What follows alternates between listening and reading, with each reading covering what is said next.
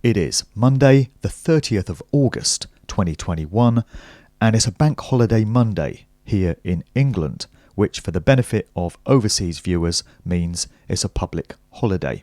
And 15 to 20 years ago, on August bank holiday weekend, you'd have found me in attendance at Notting Hill Carnival, back in the days when I could stand to be around that sheer number of people and that amount of noise.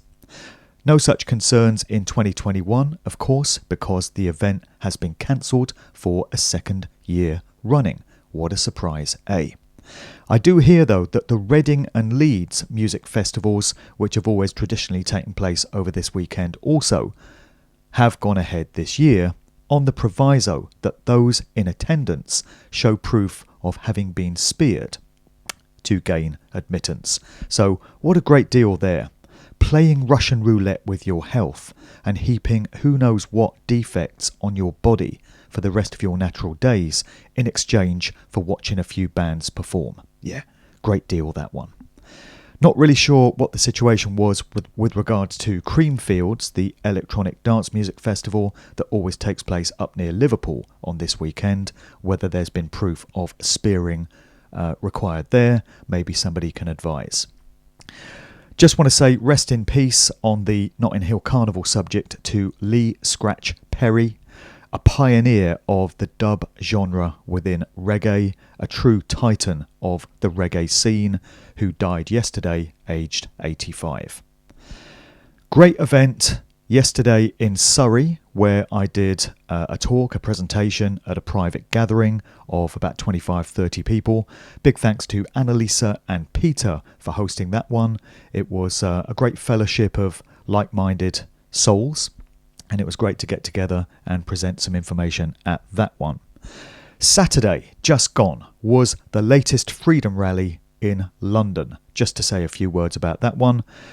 This was very different to previous ones in that it did congregate at the start at Hyde Park Corner, but instead of taking the usual route of going down Oxford Street and in that general direction, this one headed south and went all the way through Brixton and ended up on Clapham Common.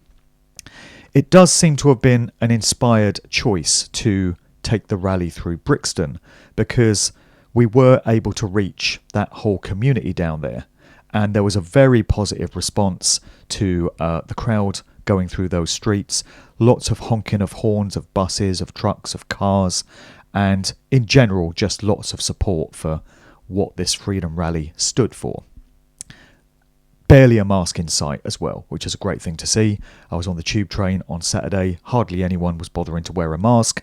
Nobody in the shops were wearing masks. Nobody in Brixton was wearing masks. So that's a positive sign.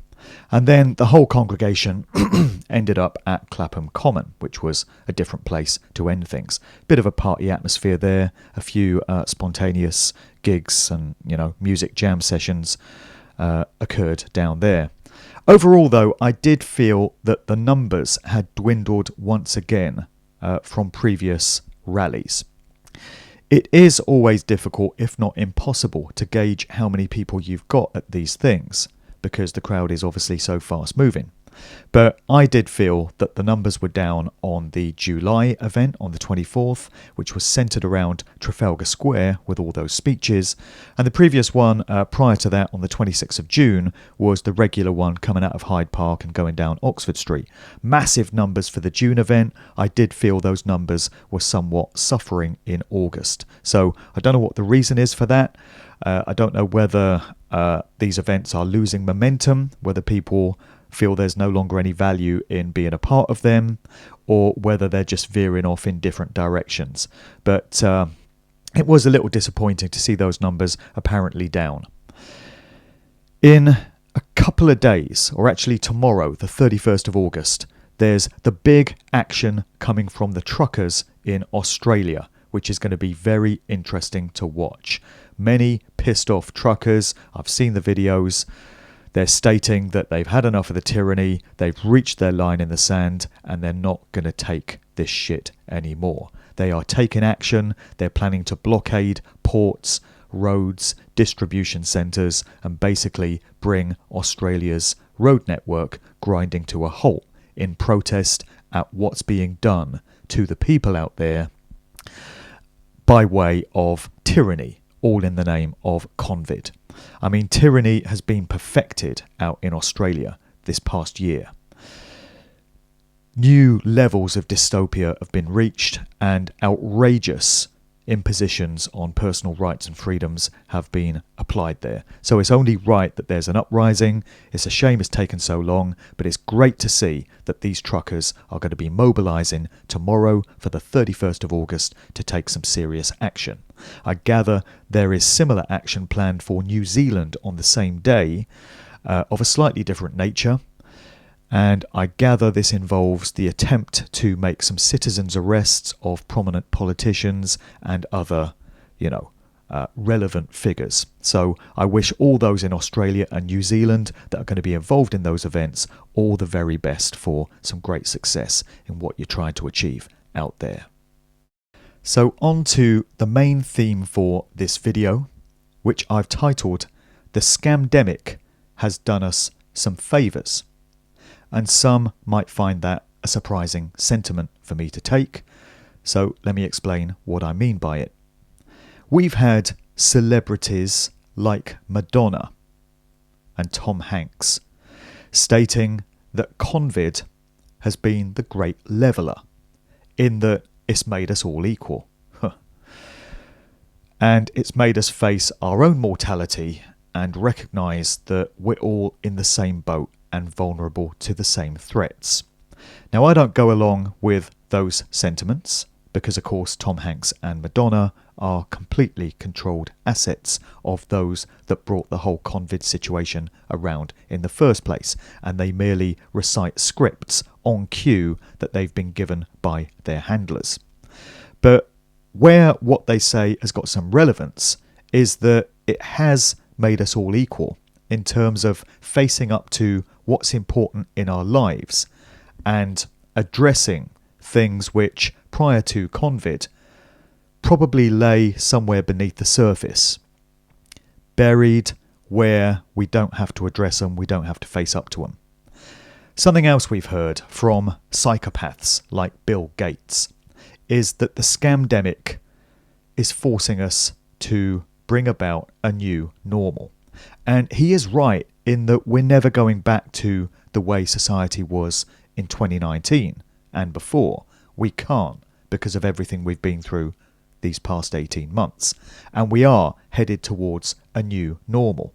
But it's our collective responsibility to make sure that's a normal that is shaped in our will and our vision, and not that of the crazy, demented lunatics that want to take us in a very dark and devastating direction. So what I feel the trauma that we've all been forced to go through as a result of COVID has forced us to face up to is old wounds that have been festering away just beneath the surface. The time that we've spent in isolation, the time that we've spent away from the things that we would ordinarily be doing, the time that we've spent away from people that we would ordinarily be associating with, has forced us, I feel, to address things which are uncomfortable and which we may have buried away because they're just too difficult to deal with. We've been forced to deal with them. What we've been experiencing is a purge. It's kind of symbolic and allegorical in a way that what we hear about the true nature of a virus, obviously opinion is divided on this, but many medical professionals tell us that a virus, so-called, is the body's way of purging toxins. So it's a way of getting rid of bad influences which our bodies know are no good for them, and they don't need this stuff. So they force it out by the nearest available exit. That purging process is what gets referred to as a virus, and it can't be passed on from person to person because it's a personal experience that goes on in an individual's body. And I feel that we've had a kind of societal purge. We can also think of the V and what we're told that is doing in terms of forcing bodies to shed biological material, spike proteins and such. So there's a purging process taking place as a result of the V. And in our own lives, I feel we've been purging crap, toxic material, and we've been forced to face up to stuff. Everyone's situation will of course be different, but from the huge volume of email correspondence that I get every day, I know that many people out there have been forced to confront a dark night of the soul. It's certainly been that way with me and my own personal family situation. I'm not going to get into specific detail, but I'm no different to anyone else in terms of having been forced to confront things, difficult situations, which were always there. Prior to the Scamdemic, the writing was on the wall, and it's just been a case of facing up to it, growing a pair, being courageous, and facing head on that which you previously may have tried to bury. I mean, so many people have told me that they've had relationship breakdowns as a result of what we've all been through. Their marriage has broken down, a relationship has broken down, they've split from the family, they've taken off in their own individual direction. And the writing would have been on the wall in all these cases. What the Convid Scamdemic has done is sped up that process in many ways. And it has done us some favours in that it's forced us to face situations that we might otherwise not have faced. And so these wounds might have gone on festering away for years or decades more. And they would never have been serving us. They would never have been doing us any favours. They've just fast-tracked, or this situation has fast-tracked the inevitable. And they've caused it to happen much quicker and just get this shit out of the way where it can be addressed and moved on from. Like I say, that's certainly been my personal experience, and I think many people watching this video can probably relate to that sentiment. Just want to read out an email here because this ties in with what I've just been saying. This was sent in to me by a lady a few weeks ago. She wrote, "I know in my soul this good versus evil, this light versus dark war has already been won in the spiritual realms. It just takes time to manifest in our physical realm, which is causing chaos and shocking events to awaken the masses to the lies. The dark night of the soul is a most challenging, spiritually awakening time. I know because I've been through it. I still sometimes have a battle between my darkness, ego, inner cabal, and my light. It's a personal, sacred journey, a raising of your vibration and a rite of passage to being your true self, which causes big changes. People, friends to leave your life, changing careers, jobs, homes, countries. Your whole life as you knew it collapses to make way for the new soul tribe, new opportunities, and a new sacred journey of service. Millions are awakening. That's why it's taking so long and getting heavy. The contrast forces them to awaken." And I've heard this process explained as us experiencing the birthing pains of a new paradigm, which is trying to come in, is trying to be born, but with any new birth, birthing pains and a certain amount of trauma and difficulty are involved before these new things can be brought in. And I think that's a pretty useful analogy. So maybe instead of cursing Convid and everything that's come in its wake, a more mature spiritual perspective is to consider the lessons that it can teach us. To paraphrase level 42, lessons in life. When will you ever learn?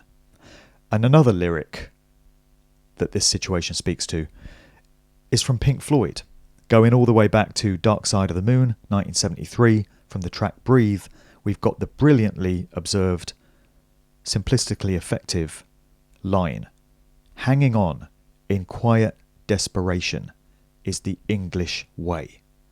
Speaking to this national identity, this characteristic among English people where we tend to keep up appearances and try to remain respectable outwardly in a situation when behind the scenes all kinds of chaos can be going on, all kinds of pain and difficulty, but we just kind of keep it buried. That's the English way. Not saying that we shouldn't be rising up and resisting and taking real world action against what's being done to us. That's never been my message. We absolutely need to keep that stepped up. But I'm just pointing out that there are lessons that we can take away from this at the same time. Okay, a few announcements to get around to. I do want to give a mention to my good friend in the Netherlands, Eric van Dijk. Now, Eric has very selflessly translated pretty much the bulk of my written work into Dutch for a Dutch readership. So he's done all my books so far, and he's going to be doing a Dutch translation of Musical Truth 3 when that comes along. And Eric just wanted me to mention a new BitChute channel that he's set up, where he has translated into Dutch subtitles for the benefit of all Dutch speakers and maybe some Belgian people as well, of a whole load of work from the truth alternative scene. So I'll put the link to Eric's BitChute channel in the show notes below, and if there are any Dutch speakers that want to share this material with friends and family, then you might find it useful to do that. I'm going to be changing the date of the next mass meditation that I want to curate from the original plan of 9th of September, 9/9.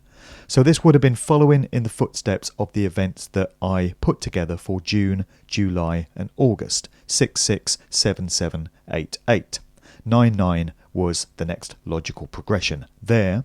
However, I've considered that this year marks the 20th anniversary, of course, of the epoch-shaping events, the life-changing events of September 11th, 9/11. So it seems appropriate in this 20th anniversary year to organise the next mass meditation for truth, freedom, justice, love, and trying to will and empower these sentiments into physical manifestation for September 11th. So my proposal is that we get as many minds and souls together once again, tens of thousands, maybe hundreds of thousands, all focusing their attention on shaping and manifesting a better world and an improved future for all of us. Very appropriate to do it on the date of this mass dark occult ritual that was performed at the hands of those that seek to control us. So how about this? We start the whole thing going at around about 1:45 p.m. UK time. The reason I'm choosing that on this occasion is because that corresponds to 8:45 in the morning Eastern Standard Time, which was the time of the first impact. We can debate whether that was a real event and whether these things actually took place another time.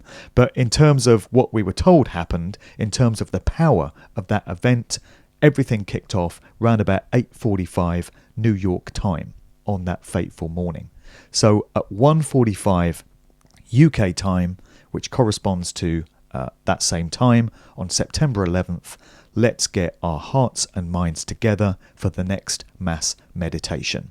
I'll do a new video just reminding people about this and inviting them to be a part of it in due course in the next few days. Some more upcoming events. Just want to mention that on Friday, the 10th of September, there's an event titled The Holy Grail of the Great Reset.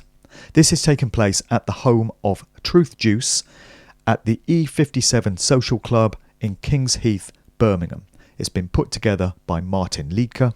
He's going to be speaking there, as is Dave Murphy, allegedly Dave, a few other speakers, and I'm going to be doing a presentation there myself on the machinations and shenanigans of the corporate music industry. Also, at the end of the day, in the evening, I'll be doing a Soulful House uplifting party DJ set as we have a bit of fun. So that's a talk and a DJ set from myself, Friday 10th of September at this event in Birmingham. Details of that in the notes below if you want to attend. The following weekend, Saturday 18th, Sunday 19th of September, there's a Freedom Movement Festival gathering happening near Forest Row in East Sussex, somewhere out in that part of the world. Many great speakers addressing subjects concerned with sovereignty, natural health, and I'll again be doing a talk on the shenanigans of the corporate music industry, plus a DJ set on the Saturday night. So that's an event that takes place over the Saturday and the Sunday. It's part of the whole Freedom Movement network in the UK. There are many hubs springing up now where like minds and souls are coming together to pool resources and support each other and just get some ideas on the table. So great things to be a part of. If you can't attend this specific festival, then maybe you can be a part of one of these other freedom gatherings that are taking place around the country. Next event to mention is going to be Friday 24th of September, the Psymera Festival. This is taking place at Overstone Park in Northampton. Overstone Lakes, it's a caravan park, and Simira is a 5-day festival primarily centred on Psytrance.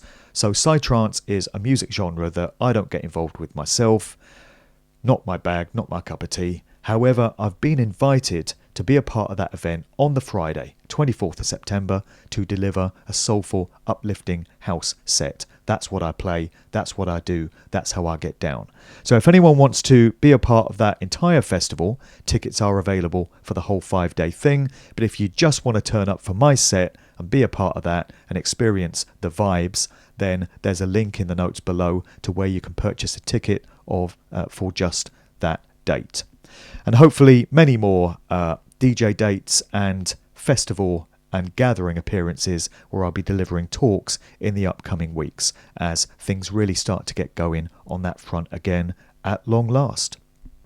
I want to mention that I still have a batch of my I Do Not Consent t-shirts available in all sizes. So I've got small, medium, large and extra large. These are available at £10 all in within the UK.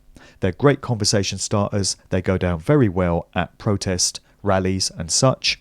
So if anyone was looking to get one of these I Do Not Consent and I Was Never Asked t-shirts on a previous occasion, but I ran out of the sizes, which I did just recently, we now have all of those back in stock. So drop me an email to the address, which again is in the show notes below, if you would like to get hold of one of these t-shirts. I also have a few of the resource leaflets available, and these are with specific reference to the V agenda, you know, the spear. There's still a few of these left over before I run out of this current batch, so anyone that was looking to get hold of a bunch of these to put out at these events or to put into letterboxes or to just put out in their local area, if you'd like to get hold of some of these, I can mail them out to you. Again, just drop me an email to the address in the notes below and we can get some of these leaflets out on the streets. Loads of White Rose stickers were in evidence at the Freedom Rally in London on Saturday. Great to see. Whoever devises the slogans for these is a bloody genius, because they really do hit the mark. They were slapped on everything. They were slapped on lampposts, every piece of street furniture imaginable, tree trunks, all over police vans, which is great to see, blocking all the windows. You know, important messages that passers-by can absorb into their subconscious in a split second and really give them something to go home and think about. So much respect to all the team over at White Rose. If you want to get hold of some of these, I know they've got a Telegram group. If you just search for White Rose on Telegram, I'm sure you'll find them. And they do make these templates available for anyone that wants to print them off at home. And they recommend getting hold of a very cheap Brother printer and then printing off large quantities of these stickers at home and then taking them out and doing your thing, slapping them everywhere. Much respect to the White Rose group. Going to finish off with a few excerpts from the mailbag. This is correspondence that's been received from viewers, from listeners to these videos. The first one comes from someone understandably concerned that his son has gone out and taken the V, against his best advice, I mean, if I had £1 for every email I receive from someone saying they've implored and begged a family member, a loved one, not to go out and take the V. They've presented them with all kinds of information to demonstrate how dangerous these things are, how they're literally playing Russian roulette with their own lives. They've presented them with the testimonies of the likes of Dr. Mike Yeadon and all these other insider whistleblowers from the world of Big Pharma who are telling the truth about what the real agenda is behind these Vs. And in spite of all of that, they've gone right out and done it anyway. And not only that, in many cases, they've done it twice. If I had £1 for every email of that nature that I receive, I'd be living on a private island somewhere in the Caribbean by now, doing these videos from there, instead of doing them from my man cave here in deepest, darkest Northamptonshire. So this guy, with reference to his son, has written, "I pray he'll be okay, but I'm prepared to hear that he will need help at some stage, holistic medical help, which I can only hope will be effective in reversing whatever may have been done to his body. And I pray too that when he and more billions across this plane finally realise what's been done to them, that they can stay calm enough to get even with those who have foisted their will upon us in the most despicable and surreptitious ways imaginable. By getting even, I don't mean violence. Violence only begets violence. But we must all use the collective force of God's common law to see that justice is served and administered appropriately to those who have sought to control us and potentially destroy us." And just think, picking up on that theme, and also going back to what I discussed in my last video about the celebrity traitors. When this gig is finally up, and when the truth gets fully exposed, because I believe it will, it's going to take time, and I don't even like to put any kind of number on the days, weeks or years that it is going to take.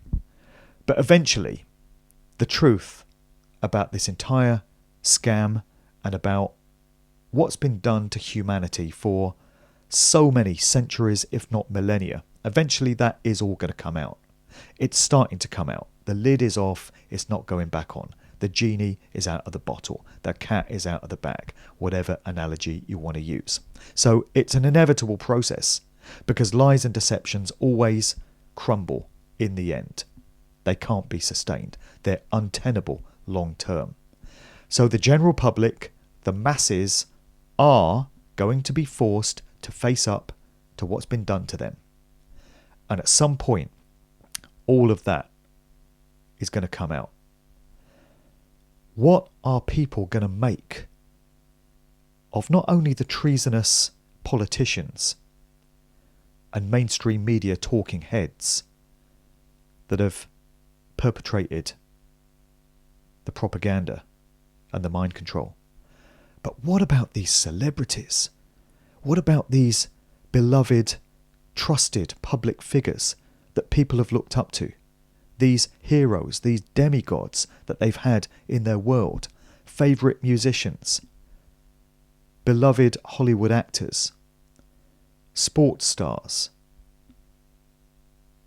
whatever it is, TV presenters, TV chefs even. All these people that have been pushing the agenda, telling people to go out and get the V.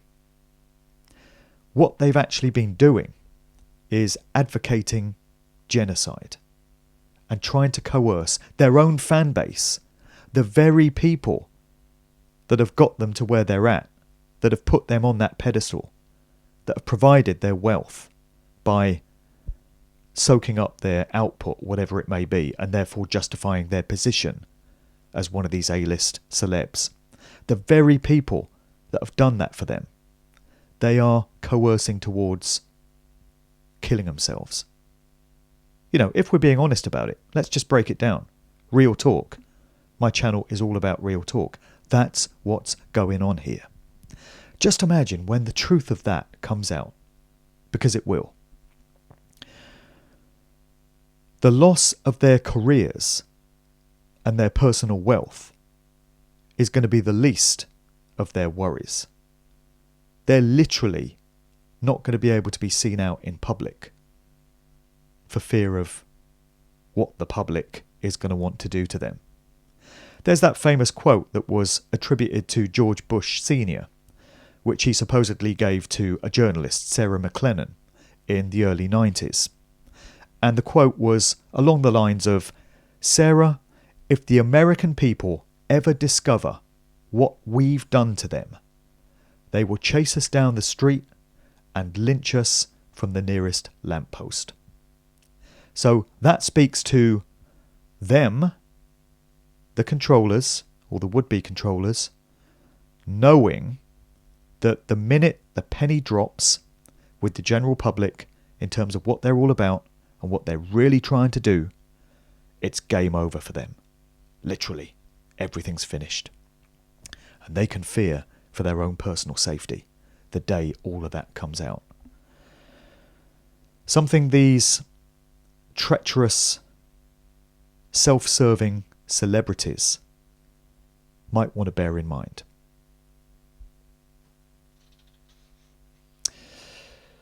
I've got another mailbag letter here which ties into those thoughts.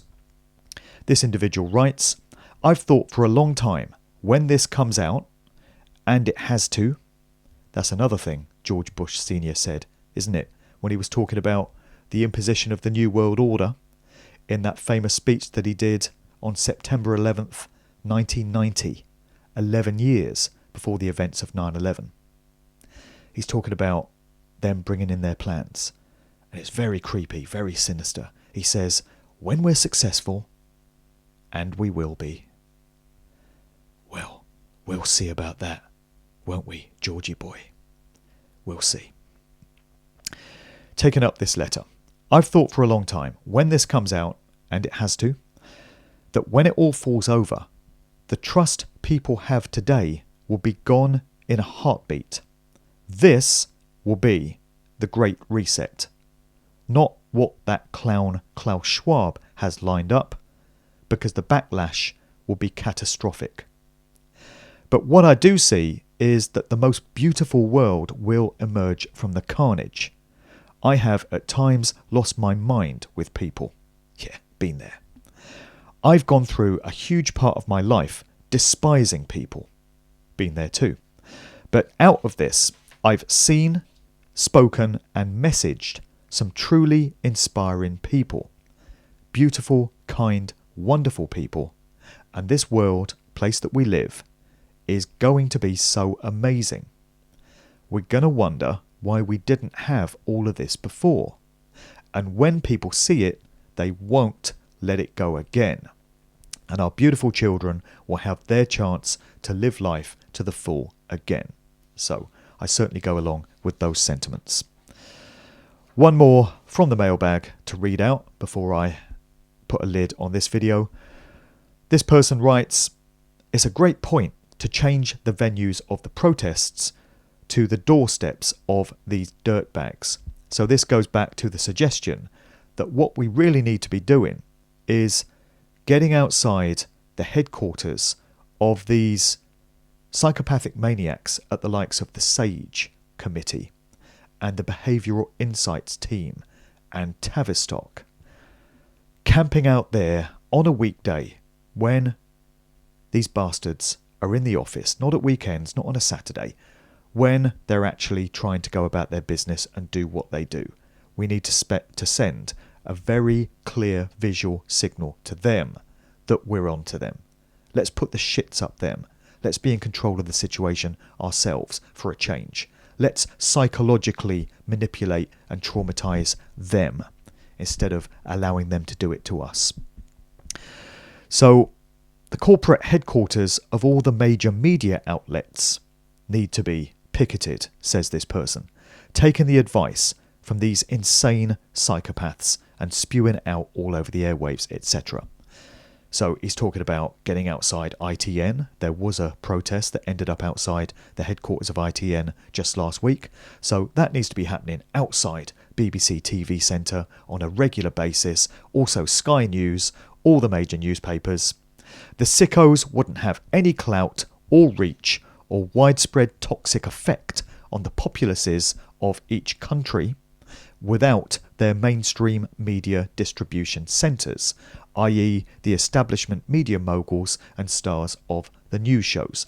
So just a reminder of an alternative strategy with these protests / marches / rallies, and some suggestions as to the sort of places that these need to be ending up in.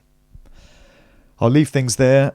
Looking forward to seeing what emerges out of Australia tomorrow, the 31st, with this trucker action, and hopefully that is a point of no return. The tide has turned in that particular nation. It's going to be the case in many others, and there is no going back now. And there's no long-term success for the psychopathic maniacs who have overreached spectacularly. And I'll leave people with the greatest slogan that I saw on a banner at the Freedom Rally in London on Saturday. Loads of great slogans, but this one particularly caught my eye.